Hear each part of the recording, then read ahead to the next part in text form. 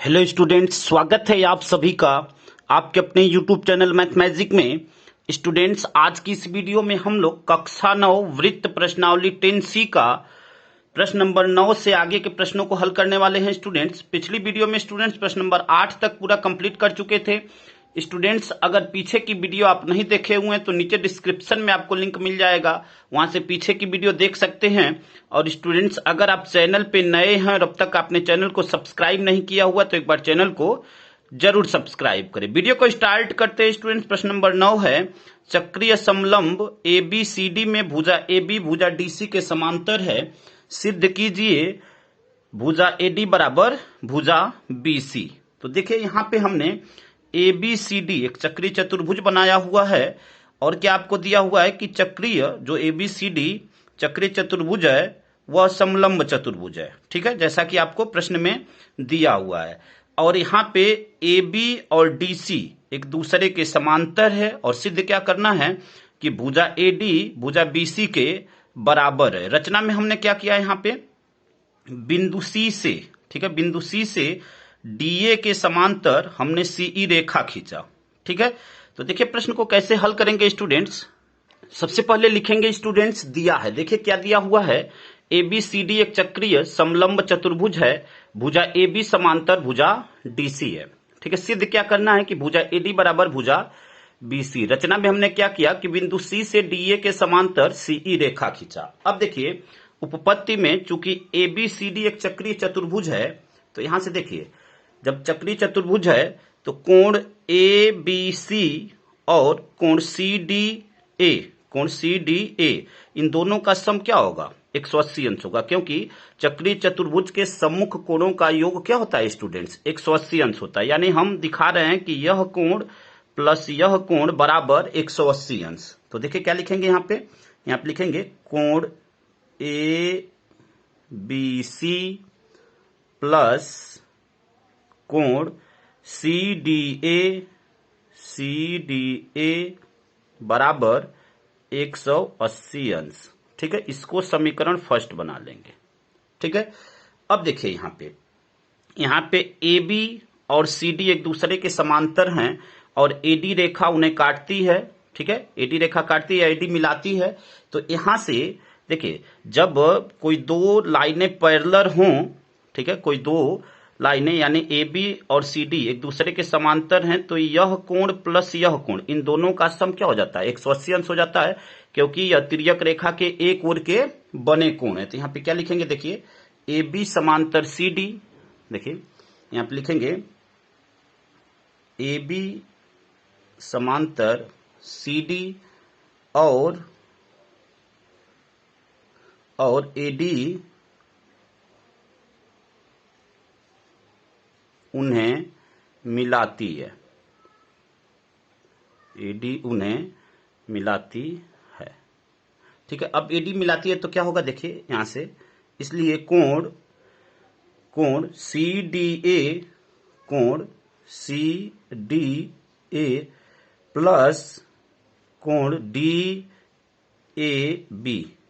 देखिए जिस कोण को हमें दिखाना होता है उसको बीच में दिखाते हैं। जैसे हमने D और इसको इन दोनों के सम को 180 अंश दिखाना तो CDA और फिर हमने क्या लिखा DAB, यानी D और A क्या है, बीच में है। ठीक है, बराबर 180 अंश। रीजन में अगर आप लिखना चाहें तो लिख सकते हैं तिर्यक रेखा के एक ओर के बने कोण।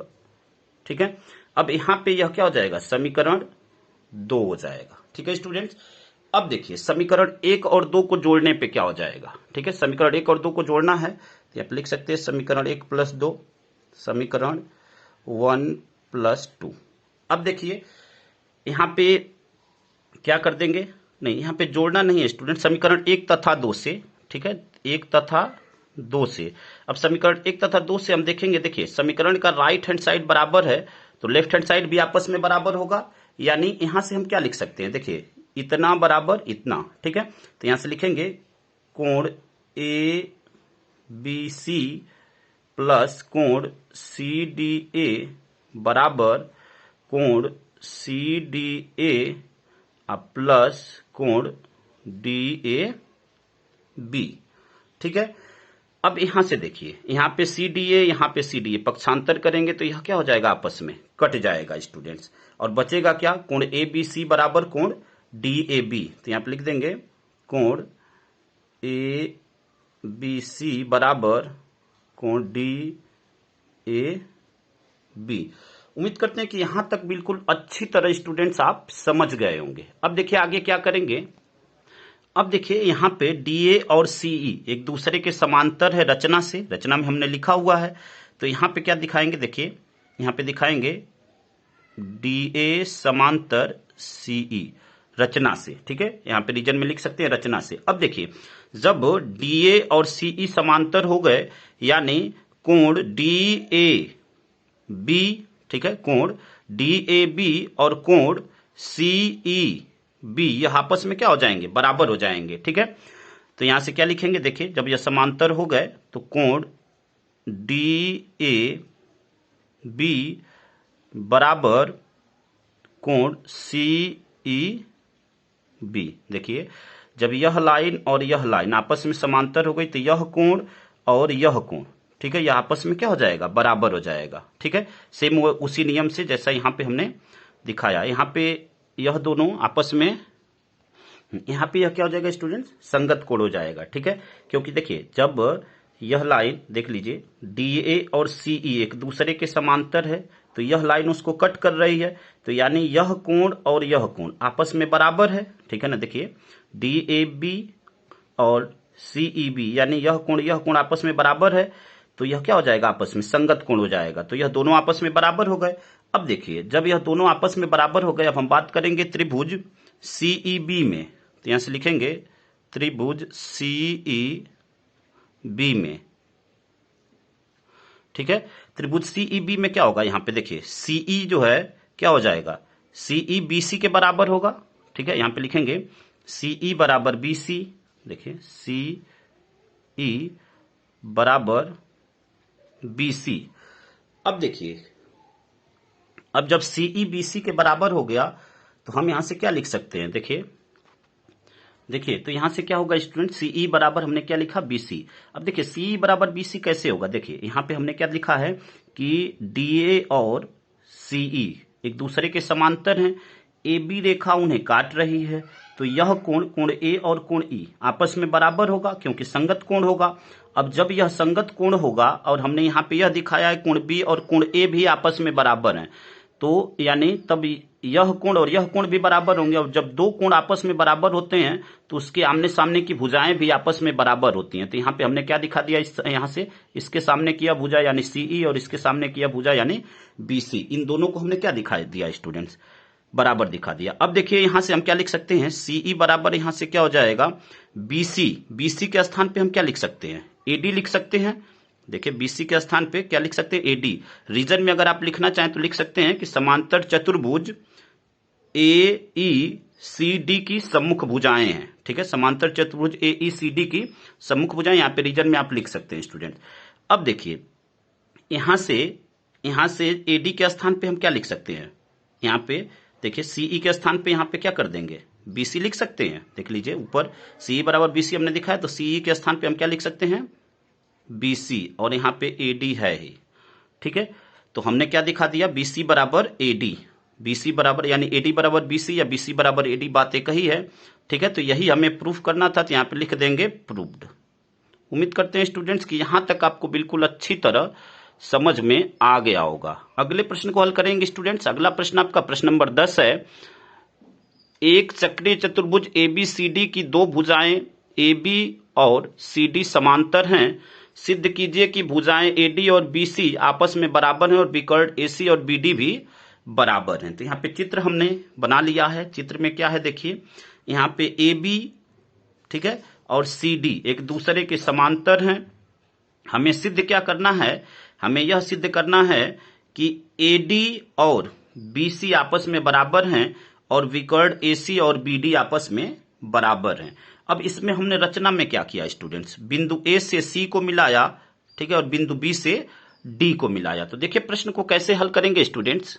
सबसे पहले लिखेंगे स्टूडेंट्स, दिया है, देखिए क्या दिया हुआ है, भुजा ए बी समांतर भुजा सी डी, सिद्ध करना है कि भुजा एडी बराबर भुजा बीसी और विकर्ण एसी बराबर विकर्ण बीडी, यह हमें सिद्ध करना है। रचना में हमने क्या किया, बिंदु ए को सी से तथा बिंदु बी को डी से मिलाया। अब देखिए उपपत्ति हमने यहाँ पे लिखा, चूंकि ए बी समांतर सी डी और बी डी उनको तिर्यक काटती है। जैसे एक बार चित्र में देखिए, यहाँ पे क्या बोला हुआ है कि ए बी और सी डी, ठीक है, ए बी और सी डी एक दूसरे के समांतर हैं और यह जो बी डी लाइन है उनको तिर्यक काटती है। अब जब यह तिर्यक काटेगी स्टूडेंट्स, तो यहां से कोण सी डी बी बराबर हो जाएगा कोण ए बी डी के, यानी यह कोण जो है इस कोण के बराबर हो जाएगा। क्यों? क्योंकि यह एकांतर कोण बना रहा है। तो यहां से हम क्या लिख सकते हैं कि कोण सी डी बी बराबर कोण ए बी डी। यहां पे रीजन में क्या लिख सकते हैं? एकांतर कोण। ठीक है, अब यहां से देखिए स्टूडेंट्स, यहां से हम क्या दिखा सकते हैं? तथा कोण सी डी बी बराबर कोण सी ए बी। हमने क्या लिखा? कोण सी डी बी बराबर कोण सी ए बी। और रीजन में आप यहां पे लिख सकते हैं एक ही वृत्तखंड के कोण, और एक ही वृत्तखंड के बने कोण आपस में क्या होते हैं स्टूडेंट्स? बराबर होते हैं।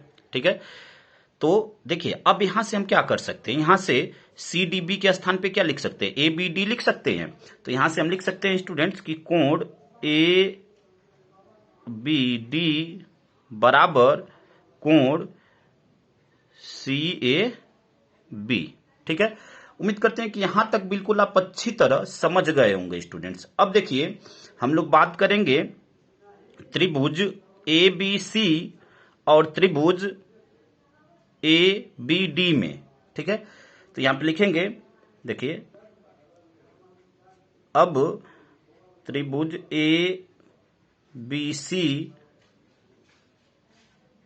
तथा त्रिभुज ए बी डी में, ए बी डी में, अब इन दोनों त्रिभुजों को हम क्या करेंगे स्टूडेंट? सर्वांग सम प्रूफ करेंगे। तो अब यहां से देखिए, यहां से हम क्या लिख सकते हैं? कोण सी ए बी बराबर कोण ए बी डी। कोण सी ए बी बराबर कोण ए बी डी। ठीक है, अब यहां पे देखिए, अब यह कहां से आया? तो ऊपर अभी हमने दिखाया हुआ है यहां पे। ठीक है, यहां पे आप यहां से देख सकते हैं, देखिए सी ए बी बराबर ए बी डी ऊपर हमने दिखाया हुआ है। यहां पे अगर आप रीजन में लिखना चाहें तो लिख सकते हैं, ऊपर सिद्ध किया। ठीक है, अब देखिए अब यहां से क्या होगा? देखिए कोण ए सी बी बराबर होगा कोण ए डी बी के, क्योंकि एक ही वृत्तखंड के कोण हैं। तो यहां से क्या लिख सकते हैं? कोण ए सी बी बराबर होगा कोण ए डी बी के। रीजन में क्या लिख सकते हैं? एक ही वृत्तखंड के कोण, और एक ही वृत्तखंड के कोण स्टूडेंट्स आपस में क्या होते हैं? बराबर होते हैं। अब यहां पे देखिए ए बी जो है दोनों में उभयनिष्ठ है, तो हम क्या लिख सकते हैं? ए बी बराबर ए बी बराबर ए बी। यहां पे रीजन में लिख सकते हैं उभयनिष्ठ। ठीक है, उभयनिष्ठ। उम्मीद करते हैं कि यहां तक आप बिल्कुल अच्छी तरह समझ गए होंगे स्टूडेंट्स। अब देखिए जब यहां पे 3 कंडीशन हमें प्राप्त हो गई, तो हम कह सकते हैं कि यह दोनों त्रिभुज आपस में क्या होगा? सर्वांगसम होगा। तो यहां से लिख सकते हैं कि त्रिभुज ए बी सी कन्ग्रुएंट होगा, यानी सर्वांगसम होगा त्रिभुज ए बी डी के। ठीक है, अब देखिए जब यह दोनों सर्वांगसम हो गए, तो सर्वांगसम त्रिभुज की संगत भुजाएं और संगत कोण आपस में बराबर होते हैं। चूंकि यहां पे हमें भुजा दिखाना है तो भुजा को दिखाएंगे। तो यहां से हम यह लिख सकते हैं, इसलिए यहां से क्या लिख सकते हैं? इसलिए ए डी बराबर बी सी, ए डी बराबर बी सी, और यहां से क्या लिख सकते हैं? ए सी बराबर बी डी, ए सी बराबर बी डी। और देखिए हमें यही प्रूफ करना था। क्या प्रूफ करना था? भुजा एडी बराबर भुजा बीसी हमने दिखा दिया, और विकर्ण एसी बराबर बीडी। तो यही प्रूफ करना था, तो यहां पे लिख देंगे प्रूव्ड। तो उम्मीद करते हैं स्टूडेंट्स की प्रत्येक बात आपको अच्छी तरह समझ में आ गई होगी स्टूडेंट्स। ठीक है, प्रत्येक बात आपको अच्छी तरह समझ में आ गई होगी। अगले प्रश्न को हल करते हैं स्टूडेंट्स। अगला प्रश्न आपका प्रश्न नंबर 11 है स्टूडेंट्स। ABCD एक चक्रीय चतुर्भुज है, बढ़ाने पर AB और DC बिंदु P पर मिलते हैं। सिद्ध कीजिए कि त्रिभुज PBC और त्रिभुज PDA समकोणिक हैं। तो यहाँ चित्र को समझते हैं स्टूडेंट। यहाँ पे देखिए क्या दिया हुआ है कि ABCD क्या है, एक चक्रीय चतुर्भुज हैं और इनकी दो सम्मुख भुजाएं AB और CD हैं। इन्हीं दोनों लाइनों को जब आगे तक बढ़ाते हैं तो यह बिंदु P पर एक दूसरे को क्या करते हैं, प्रतिच्छेदित करते हैं। ठीक है, हमें सिद्ध क्या करना है, हमें यह सिद्ध करना है कि त्रिभुज PBC समरूप होगा त्रिभुज PDA के। यह हमें सिद्ध करना है, यानी इन दोनों त्रिभुजों को हमें क्या दिखाना है कि यह दोनों त्रिभुज समरूप हैं। तो देखिए इस प्रश्न में कैसे हल करेंगे इसको। सबसे पहले लिखेंगे स्टूडेंट्स, दिया है, देखिए क्या दिया हुआ है, एक चक्रीय चतुर्भुज ABCD जिसकी दो सम्मुख भुजाओं AB और DC को बढ़ाने पर एक दूसरे को बिंदु P पर काटती है। ठीक है, सिद्ध क्या करना है कि त्रिभुज PBC यह समरूप का चिन्ह है। ठीक है, यह जो चिन्ह है वह समरूप का है, तो त्रिभुज PBC समरूप है त्रिभुज PDA के, यह सिद्ध करना है। उपपत्ति में हमने क्या लिखा, चूंकि चक्रीय चतुर्भुज ABCD की एक भुजा AB बिंदु P तक बढ़ाई गई, यहाँ पे P छूट गया है, यहाँ पे P तक बढ़ाई गई है।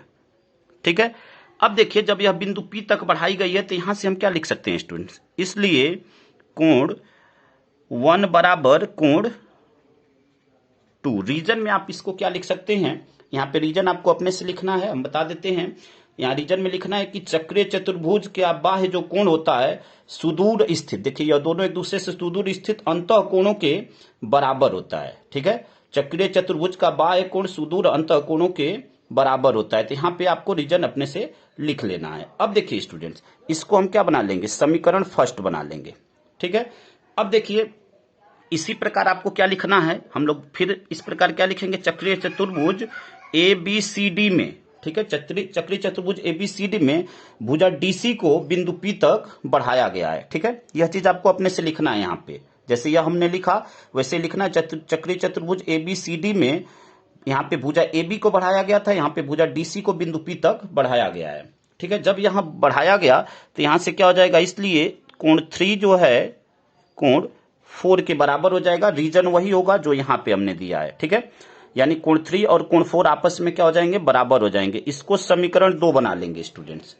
ठीक है, उम्मीद करते हैं कि यहां तक आप बिल्कुल अच्छी तरह समझ गए होंगे। अब हम लोग बात करेंगे त्रिभुज PBC और त्रिभुज PDA में। तो यहां से लिखेंगे, अब देखिए, अब त्रिभुज PBC तथा त्रिभुज PDA में, ठीक है, त्रिभुज PBC तथा त्रिभुज PDA में। अब देखिए यहाँ पे जो भुजा P है, अरे कोण P है, यह उभयनिष्ठ है। ठीक है, यह जो है क्या है, उभयनिष्ठ है, दोनों में है। तो यहां से लिखेंगे कोण P बराबर कोण P, कोण P बराबर कोण P।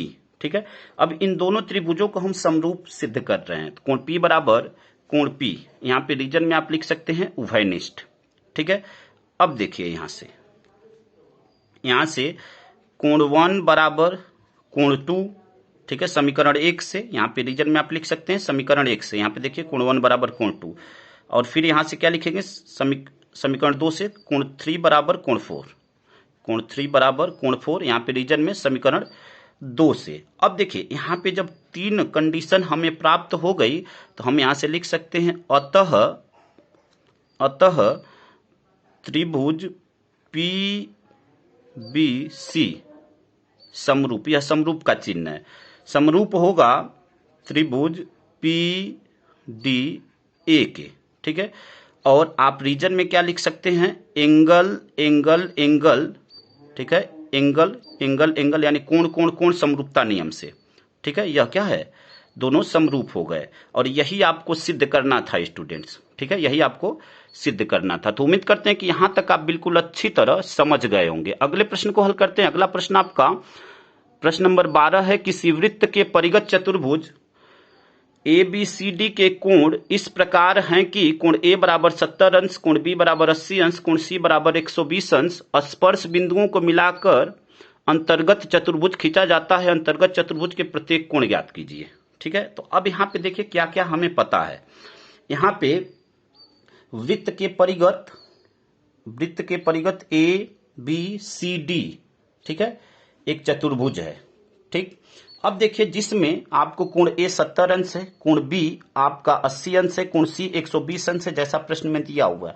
और आपको यह भी पता है कि चतुर्भुज के चारों कोणों का जो योग होता है वह 360 अंश होता है। तो देखिए अब यहाँ पे इसको जोड़कर और 360 में से माइनस कर लेंगे तो हमें कोण डी पता हो जाएगा। ठीक है, तो हमने पहले ही कोण डी को हमने निकाल लिया है और वह 90 अंश आया है। ठीक है, अब देखिए हमें ज्ञात क्या करना है, हमें ज्ञात करना है कि जो स्पर्श बिंदु हैं, ठीक है, पी क्यू आर एस पे मिलते हैं, उनके अंतर्गत चतुर्भुज का प्रत्येक कोण ज्ञात करना है। यानी आपको यह कोण ज्ञात करना है, यानी आपको यह कोण ज्ञात करना है, यानी आपको यह कोण और यह कोण, इन चारों कोणों का मान आपको ज्ञात करना है। तो देखिए प्रश्न को कैसे हल करेंगे स्टूडेंट्स।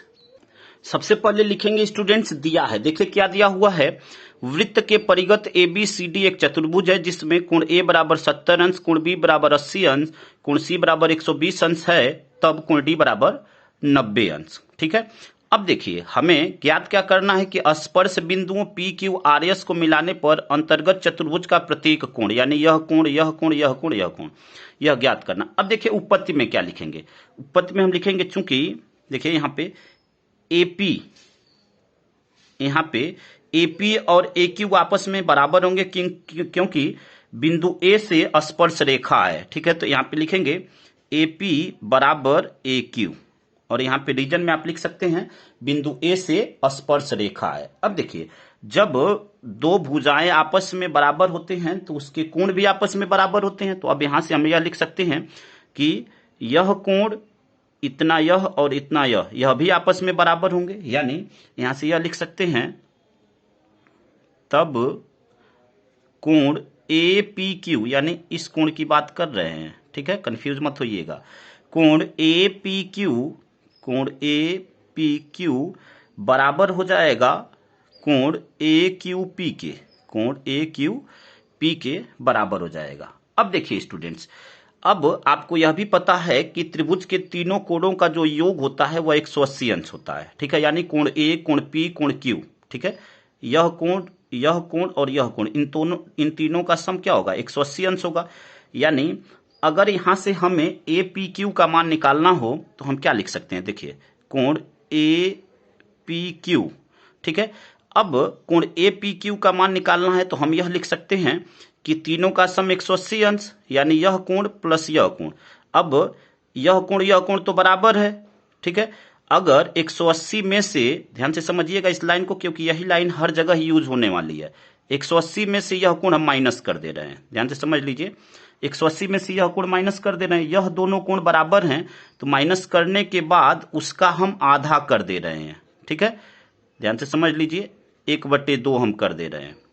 ठीक है, देखिए जैसे हम अगर यह करते कि तीनों कोणों का सम 180 अंश, अगर यह भी हमें पता होता तो हम क्या करते, इतना बराबर, ठीक है, तीनों कोणों का सम 180 अंश दिखा देते और यह कोण निकालना होता तो इन दोनों का पक्षांतर कर देते। लेकिन यह कोण अगर बराबर है तो हम क्या कर देंगे, आधा यह होगा आधा यह होगा, और हमने 70 अंश उसमें से क्या कर दिया, माइनस कर दिया। अब देखिए 180 में से 170 जाएगा तो 110 होगा, और 2 से भाग देंगे तो यह क्या हो जाएगा स्टूडेंट्स, 55 अंश हो जाएगा। तो यहाँ पे लिख दिए 55 अंश। उम्मीद करते हैं कि लाइन अच्छी तरह समझ गए होंगे स्टूडेंट्स।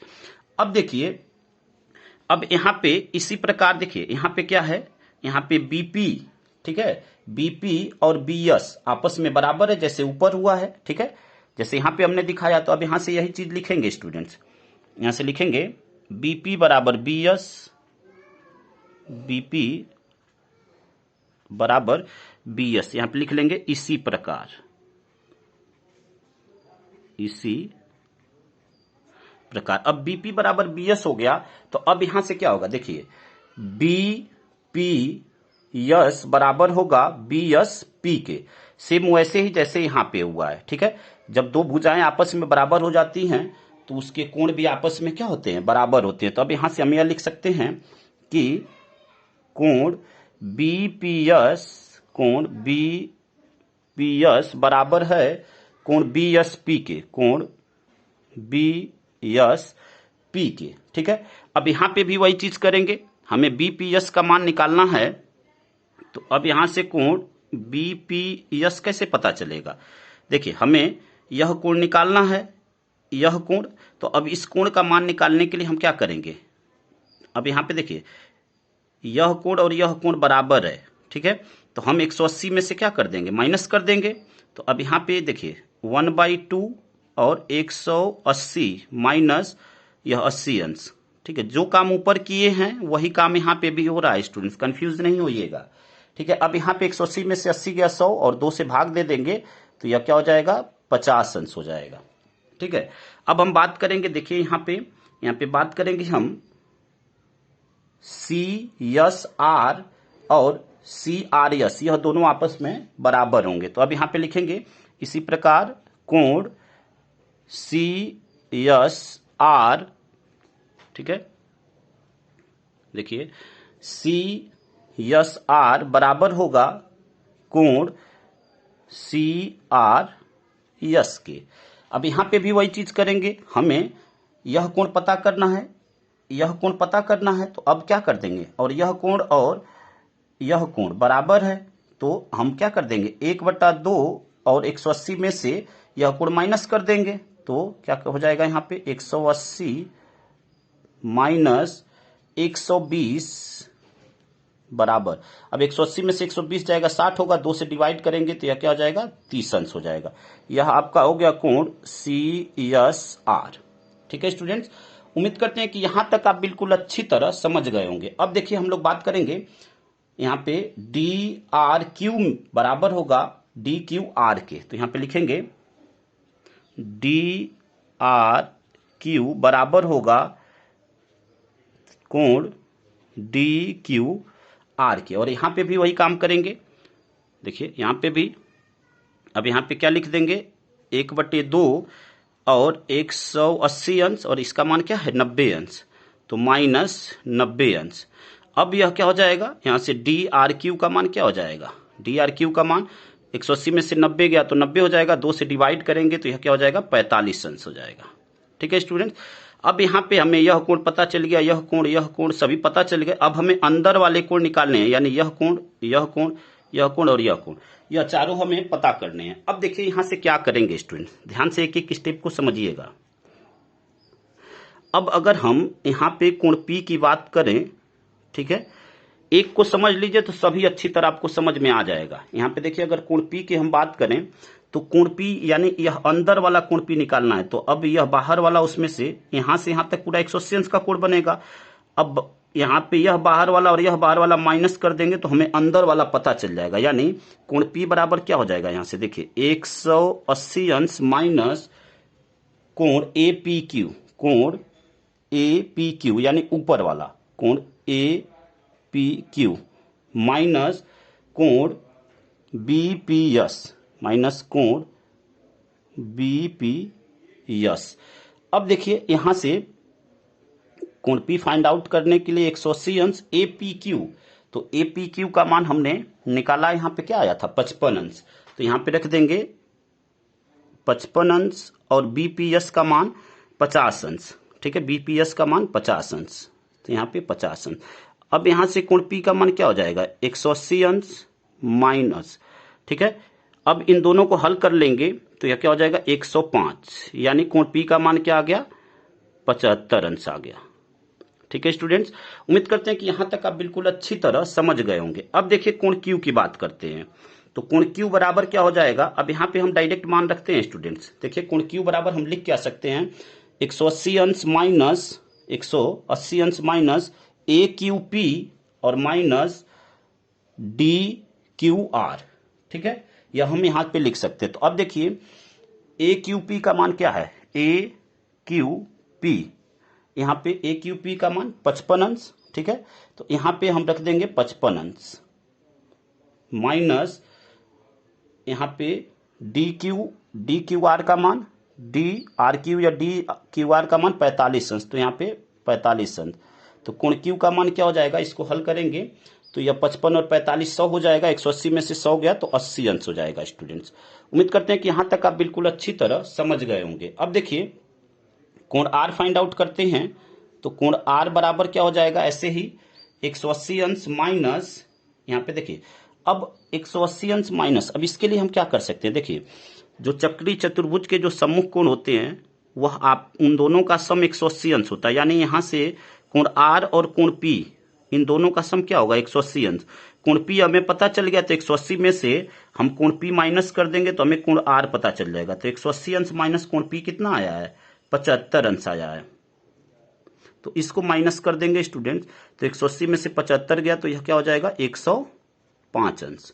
ठीक है, उम्मीद करते हैं कि यहां तक बिल्कुल अच्छी तरह समझ गए होंगे। अब देखिए कोण यस का मान निकालते हैं। ठीक है, इधर देख लीजिए कोण यस का मान, तो कोण यस बराबर क्या हो जाएगा, अब कोण यस और कोण क्यू इन दोनों का सम 180 अंश होगा। ठीक है, कोण यस और कोण क्यू इन दोनों का सम 180 अंश होगा, क्योंकि चक्री चतुर्भुज के सम्मुख कोणों का योग 180 अंश होता है। तो कोण यस बराबर क्या हो जाएगा, 180 माइनस कोण क्यू का मान हमें पता है, कोण क्यू का मान कितना है, 80 अंश है। ठीक है, तो यहां पे रख देंगे 80 अंश। अब यह कोण यस बराबर क्या हो जाएगा, 180 में से 80 गया तो यह क्या हो जाएगा, 100 अंश। और यही स्टूडेंट्स आपका आंसर हो जाएगा। ठीक है, यही आपका क्या हो जाएगा, आंसर हो जाएगा। तो उम्मीद करते हैं कि प्रत्येक स्टेप स्टूडेंट्स आपको समझ में आया होगा। आपको पी क्यू आर एस का मान निकालना था और प्रत्येक कोण का मान हमने निकाल दिया। तो उम्मीद करते हैं कि प्रत्येक स्टेप आपको समझ में आ गया होगा। स्टूडेंट्स अगर वीडियो आपको अच्छा लगा हो तो वीडियो को लाइक करिए, कमेंट करिए और अपने दोस्तों तक अधिक से अधिक मात्रा में शेयर करिए और चैनल को सब्सक्राइब करना ना भूलिए। धन्यवाद स्टूडेंट्स, जय हिंद, जय भारत। बचे हुए प्रश्नों को अगली वीडियो में कंप्लीट करेंगे।